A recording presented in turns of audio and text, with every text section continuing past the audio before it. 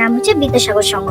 এখানে কার্তিক ঠাকুরের মূর্তিটা তৈরি হয়েছে পাটের জড়ি দিয়ে। নেক্সট হলো ইউনিক, যেখানে বানিয়েছে ডিজনিল্যান্ড। প্যান্ডেলের ভেতরে ইন্টেরিয়রটা আমার সব থেকে ভালো লেগেছে, আর সাথে মায়ের এই মূর্তিটা। মায়ের চরণতলে করজোড়ে বসে আছে ছোট্ট কার্তিক।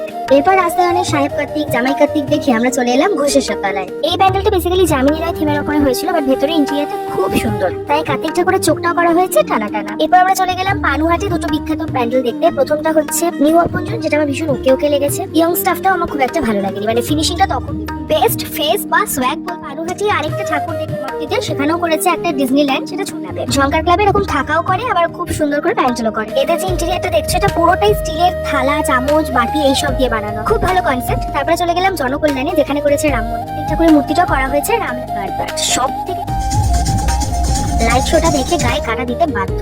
ছোট থেকে বড় সবাই এনজয় করেছে। সবুজ পাতা ক্লাবের থিম হলো রূপসী বাং, যেখানে খুব সুন্দরভাবে হারান খুড়োর চায়ের দোকান, অমূল দইওয়ালা, সাথে সহজ পাঁচের গল্প থেকে বিভিন্ন ক্যারেক্টারকে তুলে ধরা হয়েছে।